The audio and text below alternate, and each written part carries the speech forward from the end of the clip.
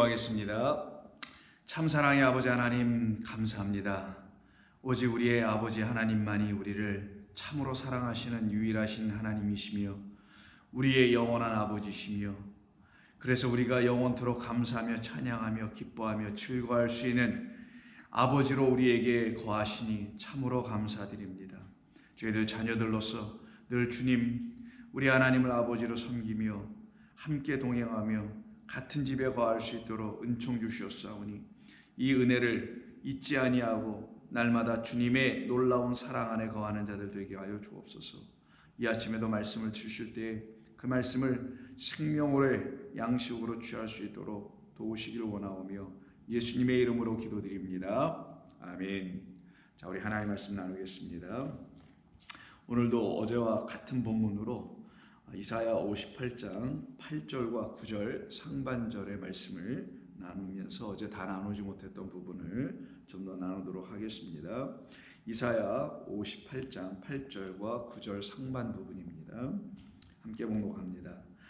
그리하면 내 빛이 새벽같이 비칠 것이며 내 치유가 급속할 것이며 내 공의가 내 앞에 행하고 여호와의 영광이 내 뒤에 호위하리니 내가 부를 때에는 나 여호와가 응답하겠고 내가 부르짖을 때에는 내가 여기 있다 하리라.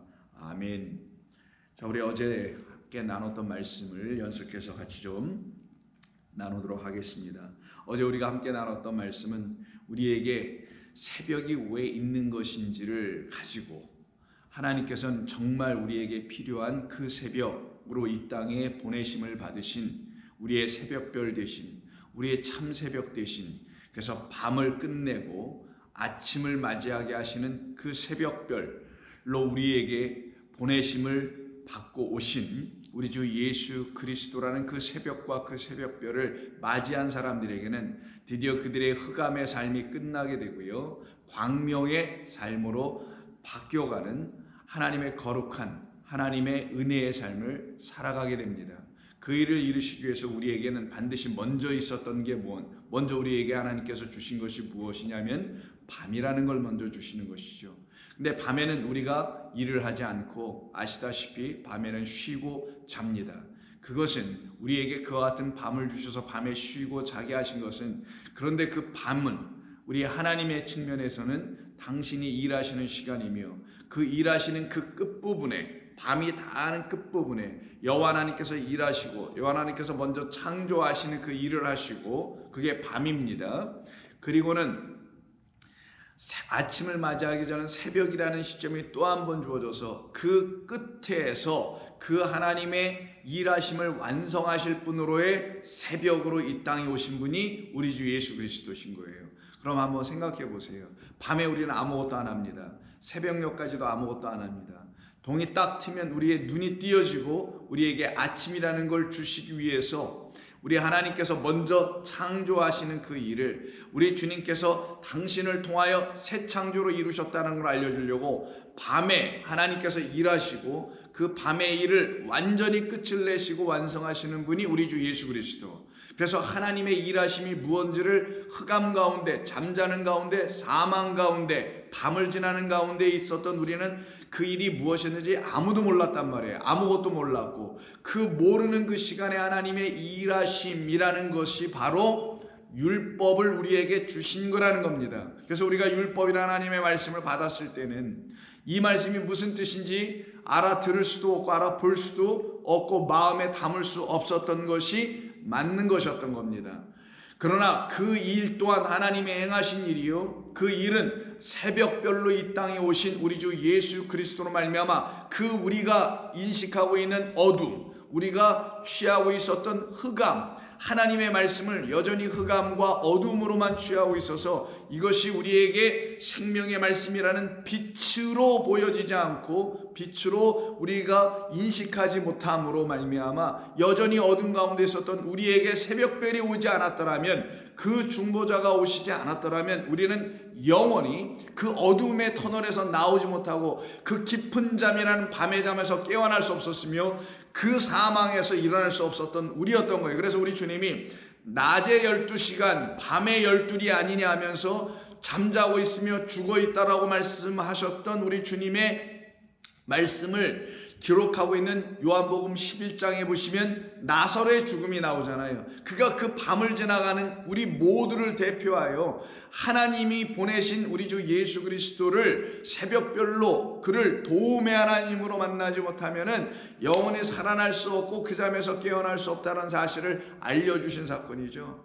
바로 이와 같은 일을 더 자세히 알려주셨던 것은 창세기 15장에 보면 횃불 언약을 우리 아브라함과 하나님께서 맺으시는 이야기가 나옵니다. 그때도 밤에 하나님이 일을 하시잖아요. 아브라함 밤에 어떻게 합니까? 어둠이 임하면서 그 밤에 아브라함은 깊은 잠에 빠졌다고 하죠. 같은 이야기입니다. 그래서 여러분들의 성경을 이와 같은 시각과 각도에서 읽어낼 수 있도록 성령 하나님의 도우심을 받게 되면은 같은 성령 안에서 같은 영으로 하나님의 말씀을 깨달아 마음에 담기 시작하는 것이죠. 마찬가지로 오늘 본문에서 새벽이라는 의미도 같은 것입니다.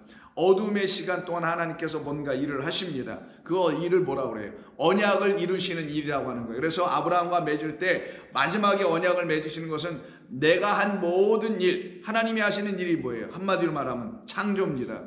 그 창조라는 하나님의 일, 그 창조는 구원을 이루는 창조예요. 그래서 하나님의 창조의 이야기들은 다 구원을 약속하신 창조일 뿐입니다. 그러니 그 창조는 우리에게 구원을 선물로 내주기 위한 창조였다는 걸 알게 해주는 창조 자체도 표적이에요. 어떤 걸 드러내기 위한 표적? 그것은 사인이니까 구원이라는 것을 이뤄내기 위한 사인으로서 하나님이 창조를 주신 것이고, 근데 이게 창조임에도 불구하고 표적이니 이 표적을 완성하고 이루어내 새 창조로 우리에게 오실, 그래서 새 하늘과 새 땅으로 오실 분은 우리 주 예수 그리스도, 그 우리 주님을 통하여서 우리의 어둠에 있었던 자들에게 새 언약이 되어 들어오는 겁니다. 그래서 횃불 언약이라는 말이 되는 거예요. 내가 너와 언약을 맺으리니 하시면서 너희가 이제 아브라함 너의 후손이 400년간 애굽 땅에서 종살이 할 것이지만 4대 만에 돌아오게 할 거야. 너는 너희 열조에게로 돌아가라. 평안히 누워라. 내가 이 일을 다 이룰 것이다 라는 것이 언제 다 이루어졌냐? 그 밤에 다 이루어졌다라는 겁니다. 자, 그게 새벽과 밤과 아침의 관계예요. 이거를 여러분이 깨달아 이해하시게 되면은 우리 주님이 왜 새벽별이라는 말을 당신을 스스로 이렇게 우리에게 소개해 줬는지를 알게 되죠.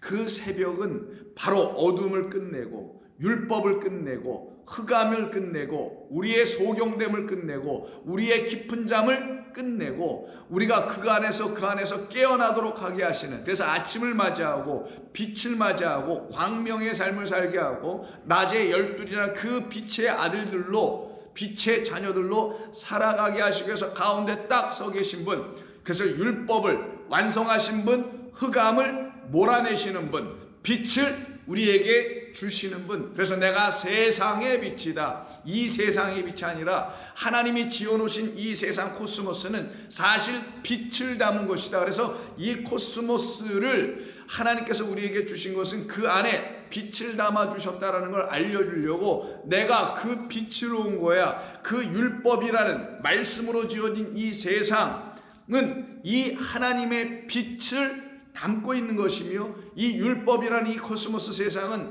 하나님이라는 그 빛을 드러내기 위해 있었던 것인데, 우리의 눈으로는 볼 수 없고 알 수 없는 그 빛을 우리 주님이 오셔서 하나님은 빛이시라, 하나님은 영이시라, 하나님은 생명이시라는 것을 가르쳐 주시기에 오셨다는 것을 성경이 지금 알려주고 있는 겁니다. 그럼 우리 성도는 우리 하나님을 누구를 통해 만나게 되는 거냐? 바로 그가 보내신 우리 주 예수 그리스도를 통해서 만나게 되며 알게 되며 영접하게 되며 깨달아 알아가게 되는 것입니다. 그것이 바로 우리 신앙이며 성도의 믿음의 삶임의 여정인 것입니다.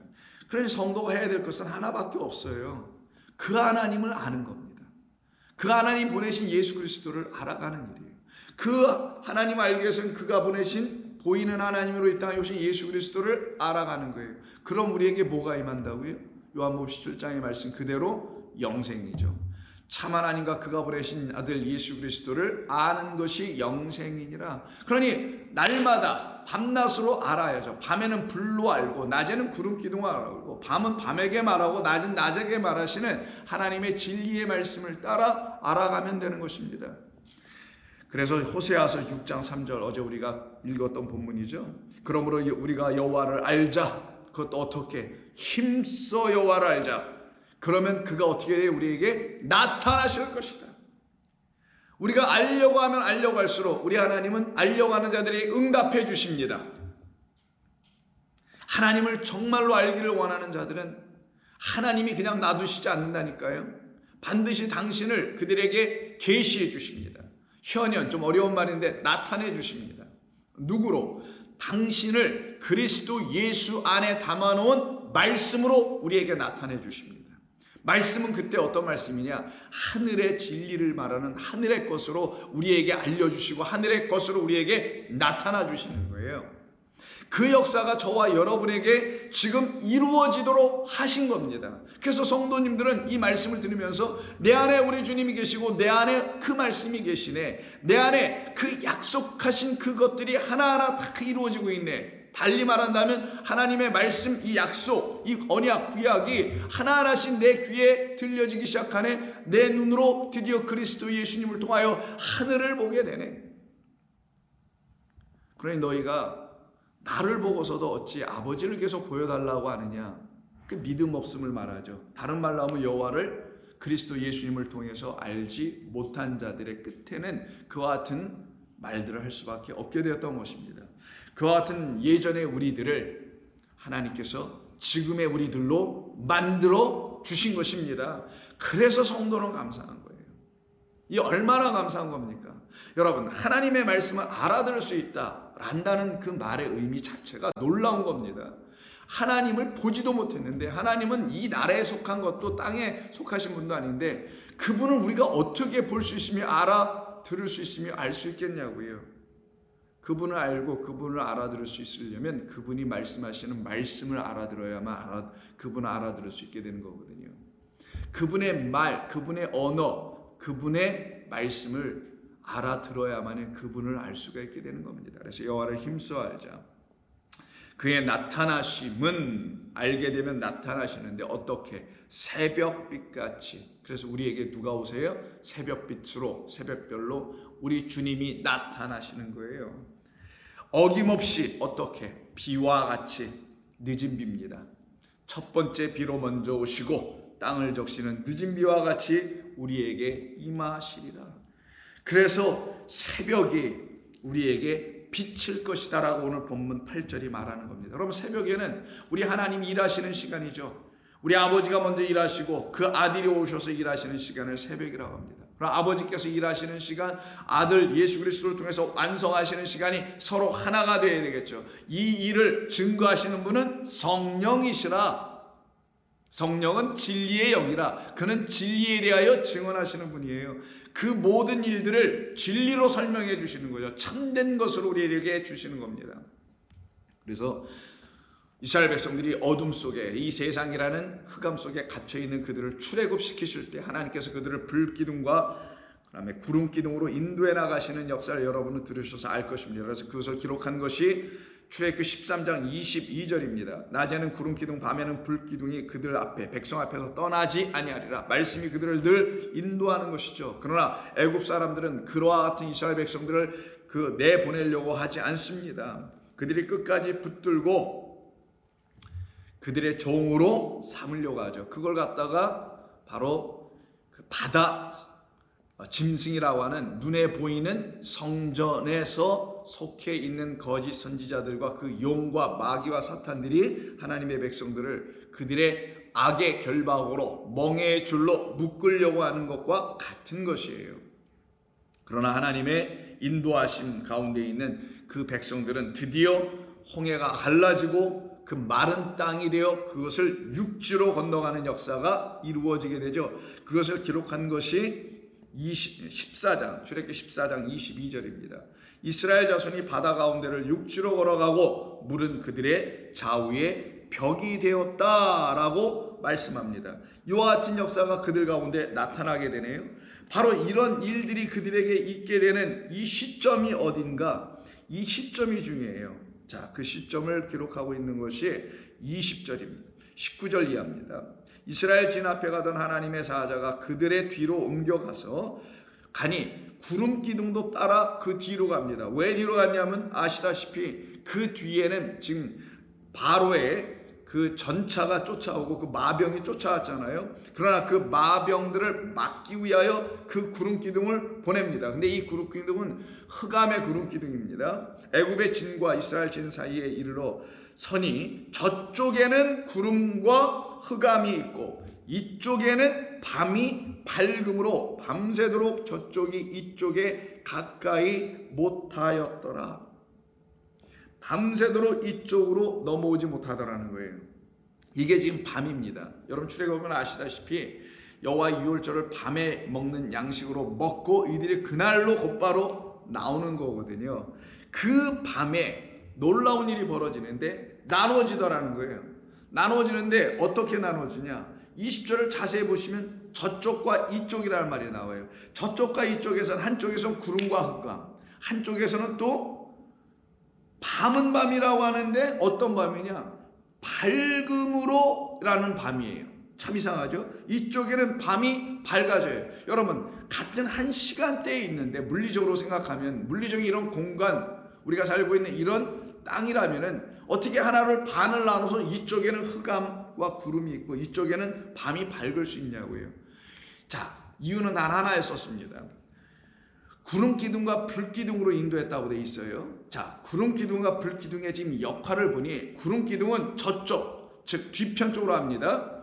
바로의 전차가 쫓아오고 있는 그쪽으로 가서는 거기를 구름 기둥이 덮어버렸더니만 어떤 역사냐? 그 구름 기둥이 그들에겐 흑암을 주더라는 거예요. 그러면 이쪽에 남아있는 구둥이 하나 있죠. 구둥이. 그 구둥이 뭐냐? 불 기둥입니다. 불 기둥으로 인하여 밤을 맞이하고 있는 이들은 오히려 밝아지고 있다라는 거예요. 그러면 저쪽에 지금 쫓아오고 있는 자들은 그러지 않아도 어두운데 구름 기둥이 가서 그들을 더 흑암으로 몰아쳐서 여전히 밤을 지내고 있는 자들로 살아가게 되나 이쪽 편에 있는 자들 하나님의 백성들입니다. 여호와의 유월절 어린 양의 고기를 먹고 나오고 있는 자들, 문설주에 피를 발라 살아나온 자들, 이들은 그들에겐 더 이상 밤이 있지 아니하고 이들은 불기둥이 그 밤 흑암을 몰아내버리고 있더라는 거예요. 하나님이 하시는 일이었죠. 그래서 저쪽이 이쪽에 가까이 못하도록 완전히 나눔입니다. 그래서 흑암은 밤이라고 하고 빛은 낮이라고 하는 완전히 이렇게 나눠짐입니다. 그래서 구름과 흑암은 저쪽에 있고 이쪽에는 밤이 밝음으로 저쪽과 이쪽이 가까이 하지 못하도록 나누는 역사가 있어요. 그때 이것을 어떻게 사실은 이루어내게 한 거냐? 그래서 이 일로 인해서 이스라엘 백성들은 어떻게 마른 땅으로 지나가게 된 거냐? 단 하나입니다. 21절에 보면 동풍이라는 하나님의 영 루하우가 찾아와서 그 물을 갈라놓는 역사를 통하여 이들이 거기를 건너가게 되는 역사가 나타나죠. 그때 추격하는 애굽의 그 병사들은 마병들은 그 바다 물속으로 빠져 들어가고 좌우의 벽을 물로 삼고서는 바다 가운데를 육지로 이스라엘 백성들을 건너가게 됩니다. 그때 건너가는 그때가 언제냐? 바로 새벽이라고 성경은 말합니다. 24절 새벽에 여호와께서 불과 구름 기둥 가운데에서 애국 군대를 보시고 애국 군대를 어지럽게 하시며 그들의 병거 바퀴를 벗겨서 달리기가 어렵게 하시니 애국 사람들이 이르되 이스라엘 앞에서 우리가 도망하자. 우리가 그들을 위하여 싸워 애국 사람들을 치는도다. 이때가 새벽입니다. 그럼 새벽은 이스라엘 백성들에게는 어떤 거예요? 살아나는 시간이고 그 새벽은 애굽의 사람들에게는 사망의 시간이 되어버렸다는 거예요. 참 이상하죠.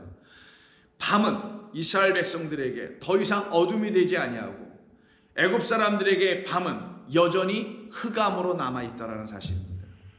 무슨 말이냐? 새벽은 새벽별 우리 주님을 말하는 것입니다. 진리의 말씀으로 우리에게 찾아오신 우리 주님. 이스라엘 백성들에게 지금 애굽에 있었을 때에는 모세라는 진리의 하나님의 선지자가 그들에게 새벽별처럼 갔던 것을 말하는 겁니다. 그런데 그의 말을 듣는 자와 그의 말을 듣지 않는 자, 그가 보여준 표적을 통하여 하나님이 일하심을 보는 자와 그의 표적을 통하여 하나님이 일하심을 보지 못하고 애굽의 술사들의 표적만을 여전히 보는 자로 이렇게 나누어졌단 말이에요. 그래서 그 새벽은 즉 우리 주 예수 그리스도라는 참된 진리의 말씀으로 율법 어둠을 끝을 내게 하는 그 말씀이 오히려 애굽 사람들을 실족하게 만들더라는 거예요. 마치 누구를 실족하게 한 것처럼, 어제 말씀 기억나시죠? 베드로를 실족하게 한 것처럼. 베드로는 누구예요? 유대 사람 중에 한 사람으로 예루살렘 성전에 여전히 거해 있는 사람이란 말이에요. 그들을 실족하게 하는 것과 마찬가지로 애굽 사람들은 새벽을 맞이했으나 그들은 실족하게 되는 새벽이 되어버렸고, 그들을 이스라엘 백성들에게는 동풍이 불었다라는 거예요. 동쪽에서 부는 바람, 하나님이 보내시는 바람, 서쪽을 향하여 들어가게 하는 바람, 지성소를 향하여 들어가게 하는 그 바람, 그 성령이라는 걸 루하으니까 그걸 맞은 사람들은 그 새벽이 뭐가 됐다라는 거예요. 밤을 끝내게 하는 새벽이 되고 물속에 빠지지 아니하고 오히려 물 가운데서 건져지는 사람들이 되더라는 거예요. 이게 바로 노아의 홍수 이야기하고 또 닮은 얘기며, 이게 바로 생명수를 우리에게 주시는 우리 주님의 이야기와 똑같은 얘기라는 거예요. 성령을 마시는 자들입니다. 그러면 이스라엘 백성들에게는 하나님이 보내시는 그 동풍이라는 바로 당신의 영을 맞은 사람들, 어느 시점에? 그 새벽으로 오시는 우리 주님이 우리에게 주시는 것이 무엇이었냐? 성령이었다라는 거예요. 그래서 내가 떠나는 것이 유익이요 너에게는 보혜사 성령이 곧 약속대로 올 것이다. 이 사건이 여기 출애굽기 14장에서 그대로 이루어질 때 이들에게서 더 이상 어두움은, 사망은, 그늘짐은, 흑암은 없어지고, 그들을 삼킬 물도 없어지고, 그들을 파손하게 할 파도치는, 부딪히는 것도 더 이상 없게 되더라는 거예요. 그리고 이들은 거기를 건너 가게 되며, 애굽 사람들은 그 물 가운데 여전히 빠져 죽어 들어가는 것, 그 코끝에 호흡을 자기의 호흡으로 여전히 갖고 있는 자들은 다 죽으나 자기의 호흡을 다 빼앗기고 하나님의 생명의 호흡인 그 영 루하으로, 우리 예수님이 그래서 요한복음에 이렇게 불어주시잖아요. 부활하신 후에 예수 제자들이 찾아가서 훅 숨을 내쉬면서 하시는 말이 성령을 받으라 라고, 그걸 받은 사람들은 살아나서 이스라엘 백성들은 거길 지나가더라. 그래서 29절에도 보니까 그러나 이스라엘 자손은 바다 가운데를 육지로 행하였고, 이게 무슨 말이겠어요? 정말 바다를 육지로 걸어왔다는 말일까요? 잘 알아들어야 됩니다. 이 세상이라는 바다화되어 있는 그 성전인 바다 짐승이 지배하고 있는 그 성전, 그래서 그 성전은 물, 생수, 마실 물을 내주지 못하고 바닷물을 내주고 있는, 그래서 바다 짐승이 지배하고 있는 성전, 바다 성전이에요. 바로 거기를 우리는 어떻게 해요? 지나가더라. 그러니 그 눈에 보이는 성전을 지나가면 어디로 가요? 여러분, 성소를 지나면 어디로 들어가냐고요? 그렇죠? 지성소로 들어간다는 말인 거예요. 바다 가운데로 이렇게 지나갔다. 그걸 뭘로 받고? 땅은 누구? 우리에게 땅이 되어 오신 그리스도 예수, 그 마른 땅 얍바수를 밟고 지나가는 거예요. 그럼 얍바수를 밟고 지나갔다는 의미가 뭡니까? 그 마른 땅은 말씀 성전으로 오신 우리 주 예수 그리스도에게 적용되는 유일한 말이며, 그 마른 땅에 세워진 성전인 반석으로 이 땅에 오신 우리 주님이 당신을 쪼개어주니 거기서 물이 나와요. 진짜 생수. 그 물을 마시고 성도들은 어떻게 해요? 그 바다 가운데 눈에 보이는 세상 성전, 눈에 보이는 이 세상 호코스모스를 지나가더라. 어디로? 본향을 향하여 천국으로 들어가더라. 여러분 들어와 계신 겁니다.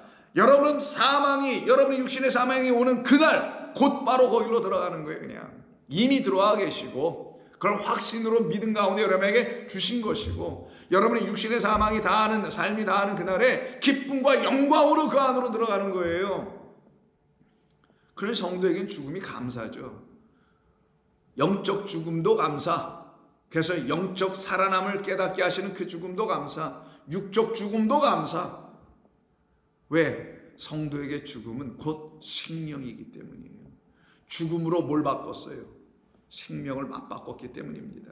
우리의 예수님의 죽음으로 그로 대신하여 우리가 생명을 맞바꿔냈잖아요. 내 안에 있는 사망과 그의 생명을 이렇게 맞바꿨잖아요. 그게 하나님의 은혜의 선물이었던 것입니다. 이때 새벽이 이스라엘 백성들의 역사한 것처럼 이 새벽은 저와 여러분에게도 새벽별로 우리 주님이 역사해 주셔야만이 이 하나님의 말씀들이 여러분들에게 더 이상 흑암이 되지 않아요. 사망의 권세, 흑암의 권세로 여러분을 지배하지 않습니다. 악의 결박으로 역사하지를 못한다니까요. 여기에 묶이지 않아요, 여러분. 이 말씀이 여러분을 자유케 하는 하나님의 생명의 말씀을 담은 새벽별이 와서 우리에게 비춰줘. 뭘 비춰줘? 여기를 비춰줘. 그러니까 이게 까만 게 드디어 뭘로 보여요? 생명의 말씀으로 보여요. 이 글자가 이 역사를 이루어준다니까요. 그때 그들은 자기들 앞에 놓여있는 견고한 진들이 하나하나 무너져 나가는 걸 봅니다. 그 견고한 진이 뭡니까? 눈에 보이는 어마어마한 세력 아니겠어요? 그걸 성이라고도 하고 성전이라고도 하고 그와 같은 것들이 무너져 나가는 역사가 일어날 거 아니겠냐고. 그래야지 거기를 어떻게 해요? 뚫고 지나가죠. 그게 바로 눈에 보이는 성전을 뚫고 지나가는 거며, 눈에 보이는 성전으로 오신 예수님이 쪼개지어 그 안으로 양의 문이 되어 우리가 지나가는 거고요. 누구든지 문을 두드리고 나를 열면, 나라는 양의 문을 두드리고 나를 열면 나는 너에게 들어가서 너는 나와 나는 너와 더불어 먹고 마시라는 참된 양식 먹는 사건이 이루어지는 거예요. 그러니 우리 앞에 있는 견고한 성 무너져야죠. 그 견고한 성이 무너지게 하시는 일을 또 누가 하시냐? 우리 주님이 하십니다. 그게 바로 우리가 알지 못하고 우리가 붙잡고 있었던 율법이라는 견고한 성, 우리 자신 육이라는 견고한 성 같은 말입니다. 우리의 육으로 하나님의 말씀을 취하면 이것이 그냥 율법으로만 남는단 말이에요. 이 진리를 담은 말씀, 거룩한 말씀, 생명, 참 좋은 말씀이 말이에요. 그랬던 것이 다 무너지죠. 그래서 대표적으로 성 하나 무너지는 사건은 여러분 여리고성입니다. 하루에 한 바퀴씩 돌으라고 하죠. 그리고 다 어떻게 하랍니까? 입 다물고 아무 소리도 내지 말고 개미 소리도 내지 말고 그냥 돌으라고 합니다. 그리고는 마지막 7째 날에는 어떻게 하나 볼까요? 그때는 이렇게 합니다. 15절. 자, 여호수아 6장 15절에 보면 이런 말씀이 있어요. 7째 날. 그때 시점이 또 중요해요. 한밤중이 아닙니다. 7째 날, 그 여리고성이 무너지는 날, 그 여리고성이 무너진다는 건 밤이 끝나는 날, 흑암의 권세가 무저경 속으로 불못으로 던져지는 날이에요. 그것이 이루어지는 그 날은 반드시 뭐가 또 찾아와야만이 무너지는 겁니까? 흑암은, 어둠은, 밤은. 그렇죠? 우리가 지금 계속 말씀 나누고 있는 새벽이에요. 여러분들을 완전히 이 세상에 대하여 무너지게 만들고 죄에 대하여 죽게 만들고 뭐예요? 우리 주 예수 그리스도의 진리의 말씀 외에는 없었어요. 여러분의 용기와 여러분의 결단이 무너뜨렸나요? 아직도 그러고 계시는 분은 없으시겠죠, 설마? 그것이 안 된다는 것뿐만 아니라 그렇게 해서 되는 게 아니라는 것까지도 알아야 하는 거예요. 물론 그걸 해봤는데도 안 되는 거 알았으면 그런 것이 아니었다라는 걸 알려주셨으니 이제는 어떻게 해야 되는 건지를 우리 주님의 말씀을 통해서 들으면 되는 겁니다. 이때도 보니까 15절에 7째 날에는 이렇게 하라. 하루에 한 바퀴 돌던 거는 7째 날은 7바퀴를 돌게 합니다. 근데 그때가 언제냐? 새벽입니다. 7째 날 새벽에 그들이 일찍이 일어나서 해가 뜨기 전이에요. 이건 어둠이 여전히 있는 시간이었죠. 새벽은 양쪽을 다 갖고 있어요. 이게 빛이 있는 건지 아침이 다 된 건지 아직 확실하지 않아요. 아직 아침이라 말할 수 없어요. 그렇다고 해서 또 밤도 아니에요. 그래서 새벽 미명이죠. 그 새벽에 그들이 일찍 일어나서 전과 같은 방식으로 그 성을 이번에는 몇 번? 7번 도니 그 성을 7번 돌기는 그날뿐이었다. 왜 그날만 7번 돌까요? 그날은 새벽이었기 때문이에요. 새벽은 누구?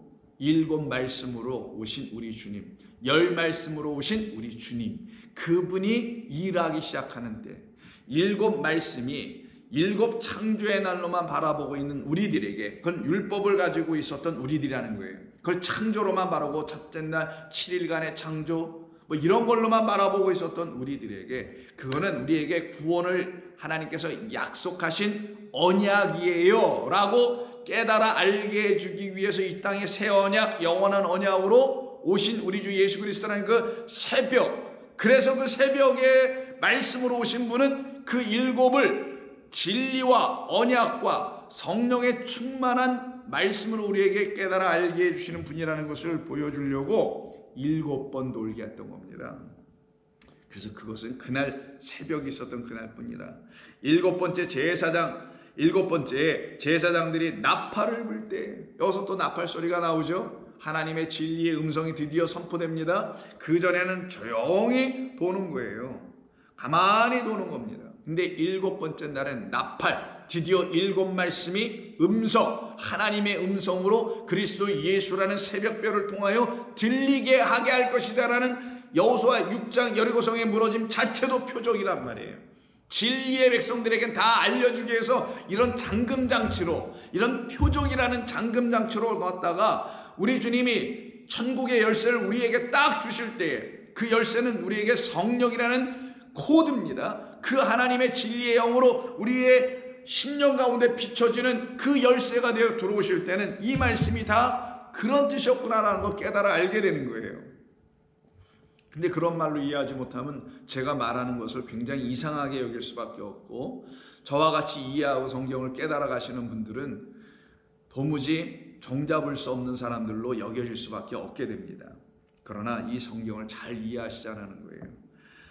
7번째에 제사장들이, 그러니까 한 바퀴 두 바퀴 돌았어요. 7번째를 딱 돌을 그때에 제사장들이 나팔을 불 때에 여호수아가 백성에 이르되 이때라, 뭐 할 때? 이제는 외쳐라. 무슨 말이겠어요? 그 7말씀이 당신들에게 다 임하였으면 이제는 당신들이 뭐 할 수 있다? 그걸 진리의 말로 외칠 수 있다. 그럼 여기서 외치는 게 함성 정도 외치는 거예요. 그리고 어떤 사람들이 이걸 또 과학적으로 설명하려고 함성을 한 몇십만 명이, 한 뭐 100만, 200만 명이 그 벽 앞에서, 성벽 앞에서 외치면 그 파장으로 말미암아 무너진다, 뭐 이런 얘기도 한다는데 그게 뭐 말이나 되는 얘기겠냐고요. 여기서 외친다는 건 7말씀을 가진 자들, 그걸 나팔소리 뭐라 그랬어요? 하나님의 소리죠. 진리의 음성을 나팔소리라고 합니다. 그것을 들은 자들. 왜? 6날째까지는 아버지가 계속 우리에게 일하시고 7째 날은 마지막 날로 우리 주님께서 오셔서 우리에게 진리의 말씀을 풀어주셔야만이 그게 여호와의 전쟁이라 그랬죠. 그래서 7째 날은 우리를 안식에 들어가게 하기 위해서 우리의 모든 수고를 끊어내시는 여호와의 전쟁이 있는 날이라고 했습니다. 그래서 그날 그 전쟁을 통하여 하나님께서 승리하셔서 우리에게 쉼을 주는 건데, 그때 여호와의 전쟁에서 그 칼과 창에 맞아 죽어야 될 자가 우리라는 존재들이라는 걸 여러분 아실 겁니다. 그러면 그 우리라는 존재들과 여호와 하나님이 전쟁하시는 이야기가 여리고성 무너지는 이야기죠. 무너지지 않았던 나라는 육과 나라는 율법이 드디어 무너지는 시간이에요. 이게 무엇으로? 나팔 소리를 담은 7말씀, 나팔 소리 안에 있는 7 진리의 말씀이 우리 안에 들어오면 이와 같은 역사가 나타나게 되는 거죠. 그때 그들은 진리의 말씀을 외칠 수 있게 됩니다. 그 진리로 바로 여리고성이라는 나는 죽고 무너지고 파괴되고 내 안에 하나님의 거룩한 성소가 세워지기 시작하는 겁니다. 이 일이 바로 그 새벽에 이루어지죠. 그리고는 당신의 참된 성전이 우리 가운데 들어옵니다. 그 성전으로 이 땅에 오신 분이 말씀 성전으로 이 땅에 오신 우리 주 예수 그리스도신 거예요. 그러니 그분 안으로 들어가도록 우리를 이끄시는 거잖아요. 그럼 그 시간은 언제라고? 항상 새벽. 그래서 예수님이 사망 가운데 있었을 때에도, 무덤 속에 들어가셨을 때도 그 여인들이 언제 찾아갑니까? 마리아들이 바로 새벽에 찾아가요. 왜? 그가 그 여인들에게는 새벽이라는 걸 알려주려고. 그 여인들을 깨운, 밤에서 깨어 일어나 어디로 가요? 새벽별, 새벽빛을 주실 누구에게? 그리스도 예수에게. 그는 죽으신 분이 아니고 살아나신 분, 새벽별로 그 여인들에게 빛을 주시는 부활하신 주님이라는 것을 알려주려고. 그러면 부활하신 주님의 곁을 향하여 찾아간 사람들이 여인들이라는 거예요. 남자들은 콜콜콜 다 제자들은 자고 있었을 때 그들에겐 여전히 밤이요, 그들에게 여전히 흑암이었지만 그 여인 마리아들은 이 땅에 예수님을 그리스도로 잉태할 율법을 진리의 말씀으로 영접하게 될 그 마리아들인 우리들은 그 사망의 문으로 들어가더라는 거예요. 누구? 사망의 문을 우리에게 진리의 문, 양의 문, 생명의 문, 천국의 문으로 다시 열어주실 그 그리스도 예수 안으로 우리를 이끌어 가신다는 겁니다. 그러니 우리에게 참된 역사가 어찌 안 나타날 수 있겠냐고요. 매일매일 나타날 수밖에 없게 되며 그 주님을 만나지 않을 방법이 없게 되는 거예요. 누구들은, 그 마리아들은 그 무덤에 찾아갔던 그 마리아들. 그러니 세상이라는 어둠, 애굽이라는 어둠 속에 갇혀있던 자들, 그 자들을 끌고 나와 당신 안으로 인도하시는 그 이야기가 결국은 우리를 당신이라는 그리스도 예수 안으로, 그 참된 말씀 성소 안으로 이끄셔서 그의 품 안에, 그의 보호하심 안에 우리를 이끌어 가시는 거 아니겠냐고요. 그래서 그 이야기를 잘 담아내어 보여주시는 또 다른 이야기가 여러분 잘 아시는 모압을 떠나 베들레헴으로 걸어가고 있었던 바로 룻이라는 한 이방 여인, 마치 마리아와 같은 이방 여인입니다. 그래서 그의 시어머니 나오미가 나를 나오미라고 하지 말라, 나를 누구라 하라? 마라라 라고 하잖아요. 그 마라일 수밖에 없는 나오미와 하나가 되어 또 다른 마라가 된 상태에서, 마라 아시죠? 쓴물, 거기서 나온 게 미리암, 모세의 누이, 미리암에서 나온 헬라어식 이름이 마리아, 똑같은 의미죠. 그래서 마리아처럼, 미리암처럼 결국은 나오미와 룻처럼 베들레헴으로 가서 그들을 기다리고 있었던 참된 신랑을 만나는 이야기가 룻기입니다. 그래서 룻이 결국 모압을 떠나 마리아처럼 마라 쓴 자들로 드디어 찾아가게 되죠. 그리고는 그의 시어머니의 말을 듣고 기업 물을 자인 바로 보아스의 그 타작마당으로 들어가게 하게 하는 이야기가 3장에 나옵니다. 자, 룻이 3장 1절 보면 시어머니 나오미가 그에게 이르되, 룻의 시어머니 나오미가 룻에게 다음같이 얘기를 해줘요. 내 딸아, 내가 너를 위하여 안식할 곳을 구하여, 안식, 쉼, 여호와의 전쟁으로 말미암아 우리가 사망당하고 우리는 다시 그의 능력으로 살아나는 거예요. 참된 안식은, 참된 쉼은 결박이 끊어져야 되고 그 쉼은 양식을 얻어야만 되는 겁니다. 그래서 안식할 곳을 구하여 너를 복되게 하여야 하지 않겠느냐? 그럼 안식할 곳을 줘야 될 거 아니에요. 안식을 주는, 안식일의 주인 되신 분을 만나야 될 거 아니겠냐고요. 그가 여기서 누구예요? 기업 물을 자, 고엘, 가알이라는 말에서 나온 구속자라는 뜻이었죠. 구속하는 거, 우리를 구원하시는 자, 그게 바로 우리에게 새 기업을 주는 자, 새 하늘과 새 땅을 우리에게 참된 기업으로 주는 자, 그리스도 예수를 모형한 누구? 이 역사적 이야기 속에서는 보아스며 보아스의 진짜 실제적 그의 직무로서의 이 이름은 고엘입니다. 고엘이 기업 물을 자란 뜻이에요. 그런데 구속자란 뜻입니다. 본래는 그에게 가야만이 안식이 이루어진다. 왜? 그가 안식의 주인이니까. 그래서 밤에 목욕 재개하고 그에게 찾아갑니다. 목욕 재개해서 간다는 말이 뭐예요? 신부가 되어 들어가겠다는 것이죠. 그래서 우리를 정결케 하게 하는 하나님의 말씀으로 목욕하여 누구를 만나요? 신랑, 새벽으로 우리에게 찾아오신 신랑 예수님을 만나면 그가 어떻게 해요? 우리의 발을 닦아주고 우리의 발을 어떻게 해요? 이 이야기 속에서는 덮어주는 거예요. 똑같은 얘기입니다. 무엇일까요? 그래서 6절에 보면 그가 타작마당으로 내려가서 그 시어머니의 명령대로 다 하니라. 보아스가 먹고 마시고 마음이 즐거워가서 곡식 단더미의 끝에 눕는지라. 룻이 가만히 가서 그의 발치 이불을 들고 거기서 가만히 누웠더라. 밤중에, 이때가 시간이 한밤중이겠죠. 그가 놀라 몸을 돌이켜 본즉 한 여인이 자기 발치에 누워 있는지라. 이르되 내가 누구냐 하니 대답하되 나는 당신의 여종 룻이오니 당신의 옷자락을 펴서 당신의 여종을 덮으소서. 당신의 옷자락을 펴서 나를 좀 덮어달라는 거예요. 이때 옷자락, 날개입니다. 덮어주는 겁니다. 독수리의 날개, 암탉의 날개, 하나님의 은혜의 날개. 그 안으로 들어가면 그 은혜의 날개가 우리에게는 피신처가 되는 거예요. 거기에서만 뭐를 누려요? 안식, 쉼을 누려요. 병야도 안식을 누리고 우리도 안식을 누리고 옷자락을 펴서 날개를 펴서 당신의 여종을 덮으소서. 이는 당신의 기업 물을 자가 당신이 나의 기업 물을 자가 되기 때문입니다. 라는 이 일이 여기서 나타나게 됩니다. 그리고는 어떻게 합니까? 여러저런 이야기를 계속 나누죠. 그리고는 그때 12절에 참으로 나는 보아스가 말합니다. 기업 물을 자이나 기업 물을 자로서 나보다 더 가까운 사람이 있으니 누구?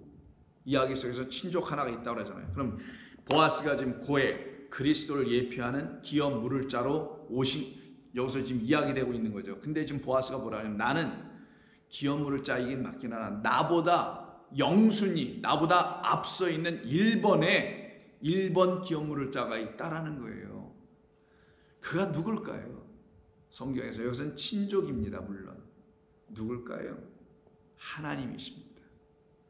그 하나님께서 우리에게 기업을 물러주실 분, 우리를 구속하실 분인데 그 하나님의 진노 아래에 있는 우리를 하나님께서 당신이 그 기업 물을 자를 포기해 주시고 당신의 아들을 우리에게 보아스를 주심으로 그리스도를 우리에게 기업 물을 자를 주심으로 그로 말미암아 은혜로 기업 물을 자를 받게 되며 은혜로 구원받게 하는 일이 여기서 벌어지는 거예요. 그래서 그가 포기하고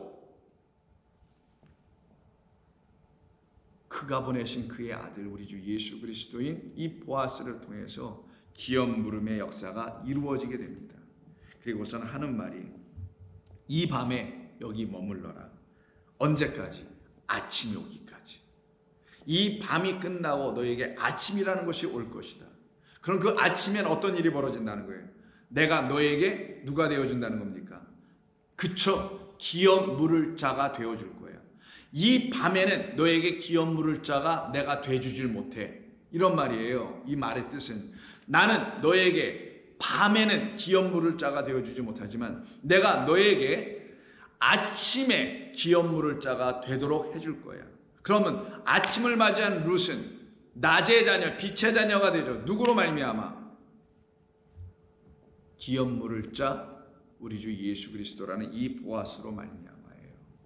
그래서 밤에는 너 여기서 머물러 있으라. 아침에 그가 기업 물을 자의 책임을 내게 이행하려 하면 좋으니 그가 기업 물을 자의 책임을 행할 것이니라. 만일 그가 기업 물을 자의 책임을 내게 이행하기를 기뻐하지 아니하면 여호와께서 살아계심을 두고 맹세하노니 내가 기업 물을 자의 책임을 내게 이행하리라. 그래서 여호와 하나님은 어떤 분으로서 얘기하냐면 첫 번째 기업 물을 자 우리에게 첫 번째로 주신 말씀 율법을 상징하는 거예요. 보이지 않는 하나님. 근데 그 보이지 않는 하나님 우리에게 먼저 들춰 보여주신 것이 율법으로서의 하나님이에요. 그 하나님은 우리에게 죄와 사망을 가르칩니다.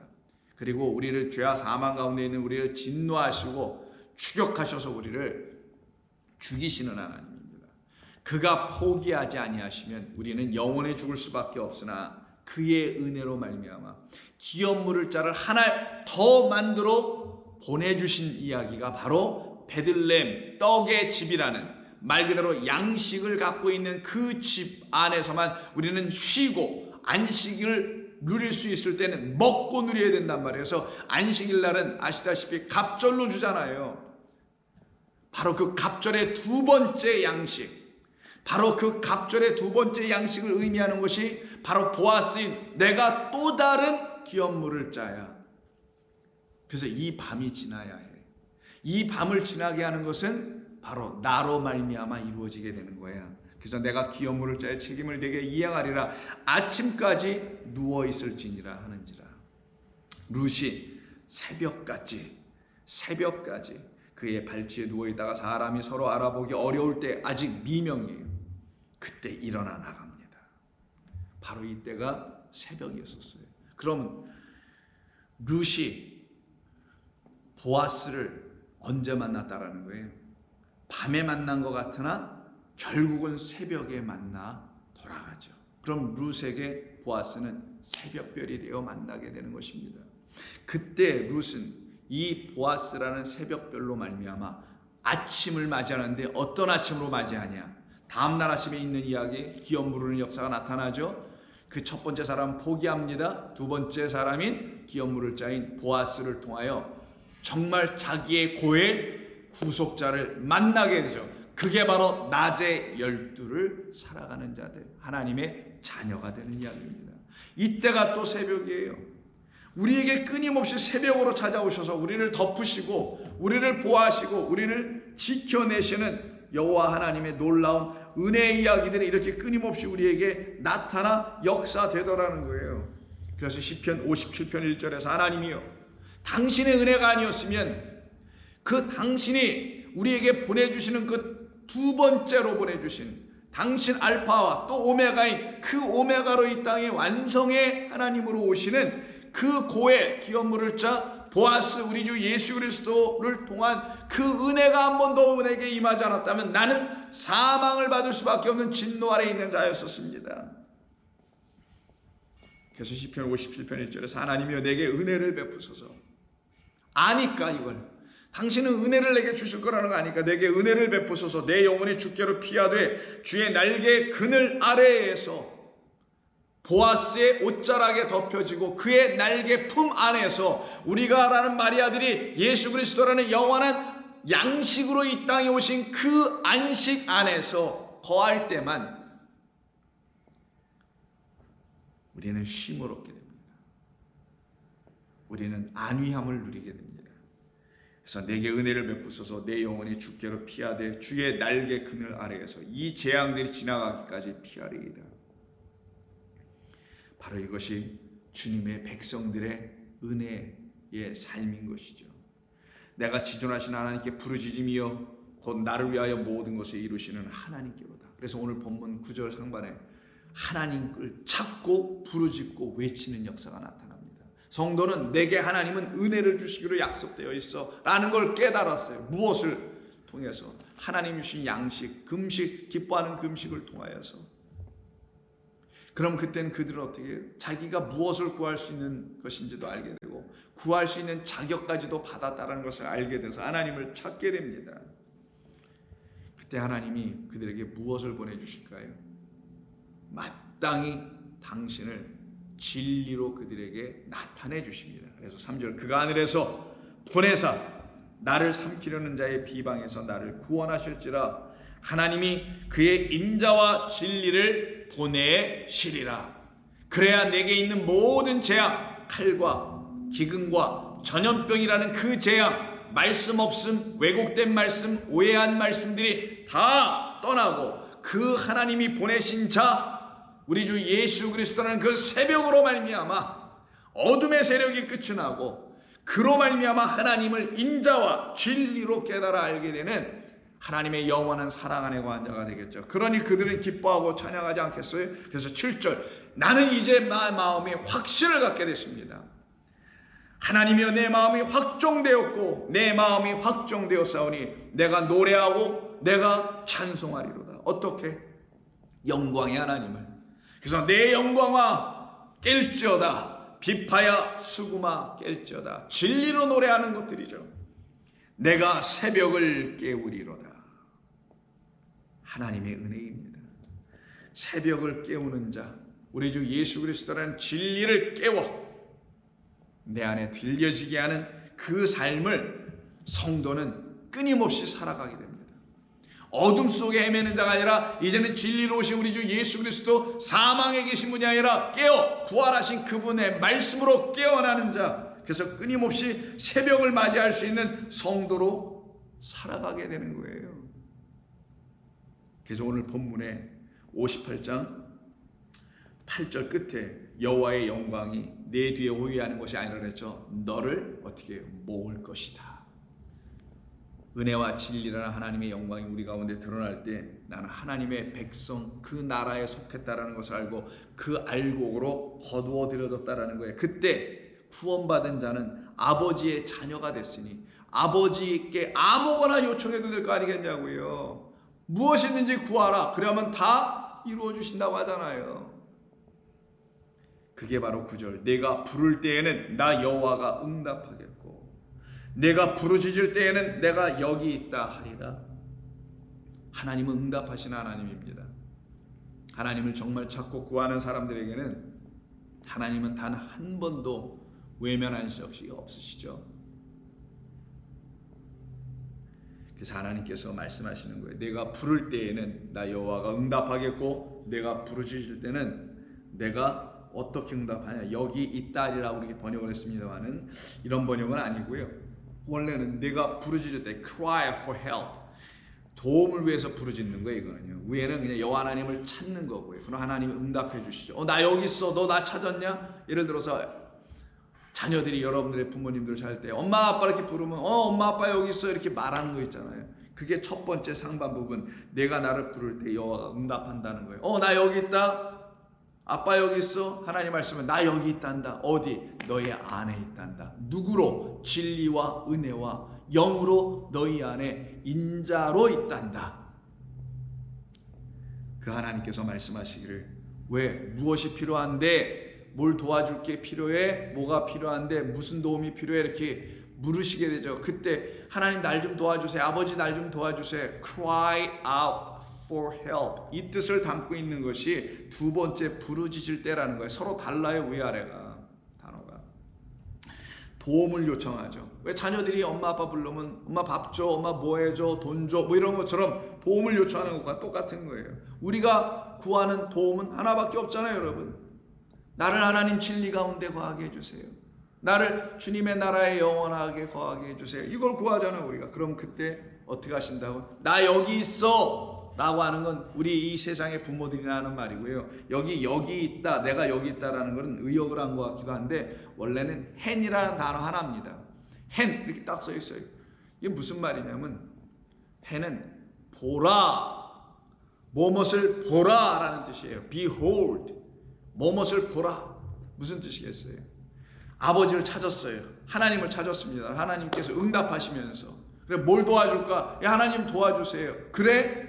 그러면 내가 여기 있다가 아니고 그래 그러면 보라, 봐라. 내가 너에게 보내준 내 아들을 보라. 내가 너에게 준 이 코스모스를 보라. 내가 너에게 준 성전의 7 기명들을 보라. 내가 너희에게 보내준 말씀을 보라. 그 안에 진짜 뭐가 보여요? 은혜와 진리, 하나님의 영이, 성령이 너희에게 지금 찾아 들어가고 있음을 내가 보여줄 것이니 내가 준 것들을 보라. 예수를 통하여 나를 보고 그리스도가 그임을 보라. 이것이 성도들에게 응답이며 그것을 볼 때 그들은 진짜 help, 도움을 받게 되는 겁니다. 이게 우리에게 하나님이 약속해 주신 도움이요, 하나님이 우리에게 주시려고 하는 은혜였던 겁니다. 그러니 우리를 더 이상 피난 다니는 자들, 도망 다니는 자들, 어둠 속에서 헤매고 유리방황하는 자들이 되게 하지 아니하고, 오늘 본문 8절 하반에 우리식으로 의역을 했습니다만 하나님의 영광이 우리를 호위한다고 하죠. 우리를 지키는 거예요. 피난처로. 바로 그런 삶 우리가 살아나게 됩니다. 그래서 시편 27편 1절 이하에 보면 여호와는 나의 빛이요 나의 구원이시니 누가 나를 두려워하려. 내가 누구를 두려워하리요? 여호와는 내 생명의 능력이시니 내가 누구를 무서워하리요? 악인들이 내 살을 먹으려고 내게로 왔으나 나의 대적들 나의 원수들인 그들은 실족하여 넘어졌도다. 군대가 나를 대적하여 진칠지라도 앞뒤로 에워싼달지라도 나는 여전히 태연, 태연은 아니고 나는 요새 안에 있도다. 피난처 안에 있도다. 내가 여호와께 바라는 한 가지 일, 그것을 구하리니 곧 내가 내 평생에 여호와의 집에 살면서 여호와의 아름다움을 보며 그의 성전에서 사모하는 그것이다.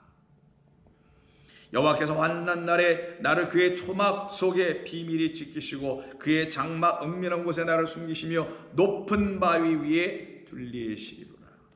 그때 성도는 어떻게 할까요? 하나님을 찾죠. 7절 여호와여 내가 소리내어 부르짖을 때에 들으시고 또한 나를 긍휼히 여기사 응답하소서. 너희는 내 얼굴을 찾으라 하실 때에 내가 마음으로 주께 말하되 여호와여 내가 주의 얼굴을 찾으리이다 하였나이다. 주의 얼굴을 내게서 숨기지 마시고 주의 종을 노하여 버리지 마소서. 주는 나의 도움이셨나이다. 나의 구원의 하나님이시여 나를 버리지 마시고 떠나지 마시옵소서. 성도는 이와 같이 하나님을 찾고 구하며 부르짖게 되어 있어요. 그들에겐 반드시 하나님이 응답해 주시고요. 그 응답은 나의 연약함들을 몰아내시고 하나님의 언약의 말씀으로 나를 참된 진리 안으로 이끌어가니 더 이상 우리 안에 보지 못함이 있지 아니하고 이제는 그 빛으로 오신 그리스도 예수로 보게 되는 역사, 알게 되는 역사, 그래서 알고 보니 말할 수 있는 역사, 그걸 여리고성을 무너뜨리게 하는 외침의 역사, 그 여리고성을 나를 무너뜨리는 외침의 역사인 진리의 말씀을 이제 나의 영혼에게도 말하고 줄인 자들에게 나눠주는 양식으로서도 외칠 수 있는 자들이 되게 되는 거예요. 그래서 이사야 48장 8절 이하에서 이렇게 말씀합니다. 여호와여 이같이 이르시되 은혜의 때에 내가 내게 응답하였고 구원의 날에 내가 너를 도왔도다. 내가 장차 너를 보호하여 너를 백성의 언약으로 삼으며 나라를 일으켜 그들에게 그 황무하였던 땅을 기업으로 상속하게 하리라. 내가 잡혀있는 자에게 이르기를 나오라 하며 흑암에 있는 자에게 나타나라 하리라. 이게 자유케 하는 거예요. 나타나시는 거예요. 그들이 길에서 먹겠고 모든 헐벗은 산에도 그들의 풀밭이 있을 것인지 그들이 줄이거나 목마르지 아니할 것이며 더위와 볕이 그들을 상하지 아니하리니 이는 그들을 긍휼히 여기는 이가 그들을 이끌되 샘물 근원으로 이끌어 가실 것이다. 이게 여호와 하나님의 그 동산, 우리가 다음 주 화요일 정도에 하겠습니다만은 오늘 우리 58장 본문 다음 주에 읽게 되는 11절에 보면 너희는 물된 동산 같겠더라는 그 하나님의 물 생수를 가진 자, 생수 누구? 그리스도 예수를 우리 안에, 우리를 성전 삼으셨으니 우리 안에 그 에덴이라는 동산, 우리 안에 성수인 생수인 그리스도 예수가 가득한 것을 말하는 것입니다. 이것이 저와 여러분 가운데 역사되고 이루어지게 하시겠다는 일인 거예요. 그러면 우리는 어떤 것으로 날마다 하나님께 구하며 하나님께로부터 또한 무엇을 응답받게 되는 것인가? 단 하나밖에 없습니다. 시편 69편 13절 여호와여 나를 반기시는 때에 내가 주께 기도하오니 하나님이여 많은 인자와 구원의 진리로 응답하여 주옵소서. 여러분, 우리는 기도하는 백성들입니다. 기도는 하나님께서 우리를 향하여 주시길 원하시는 것이 무엇인지를 받는 시간입니다. 그래서 우리는 우리의 소원을 하나님께 기도하는 자의 그 염려의 삶에서 끝난 사람들이며 그 세상 근심에서 사라진 사람들이며 무엇으로? 내가 주는 평안으로, 라는 우리 주님이 주시는 평안으로 세상이 주는 거짓된 평안들을 끊어내고 그 거짓된 평안 때문에 근심만 더했던 우리의 삶을 끊어내고 우리 주님이 주시는 참된 평안, 평강의 말씀을 가지고 우리가 주님 안으로 들어가게 되는 거잖아요. 그런 사람들에게 하나님은 역사하셔서 그들에게 참된 구원과 은혜와 진리를 부어주시게 됩니다. 그러니 그들은 날마다 긍휼을 입는 자들이죠. 그 긍휼, 자비, 이웃사랑 우리에게 오신 그 자비를 베풀어 주시는 분이십니다. 그것을 이루기 위해서 우리 주님이 어떻게 하시겠어요? 우리에게 찾아오시는 것밖에 방법이 없던 것입니다. 우리가 그에게로 갈 길이 뭔지 몰라요. 세상이 이 길이다 저 길이다 수없이 말하지만 거기엔 길이 없습니다. 오직 길은 하나입니다. 하늘이 땅으로 내려오는 것밖에 없어요. 하늘이 땅으로 내려와서 우리를 만들어가는 거예요. 그걸 갖다가 장인이라고 나와 공인이라고 하죠. 하늘이 이 땅으로 내려오면은 그때 하나님의 일, 창조의 일은 그 일을 하시게 됩니다. 그것밖에는, 그 길밖에는 없어요.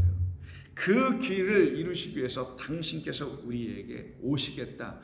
땅으로 존재하고 있는 너희를 하늘로 만들기 위해서 하늘이 우리에게 오시겠다. 하늘이라는, 하늘 같은 신랑이 우리라는 땅이라는 여인들에게, 여자들에게 오셔서 하나가 되시겠다. 이건 하나님 우리에게 장가드시겠다라는 말로 설명해 주는 겁니다.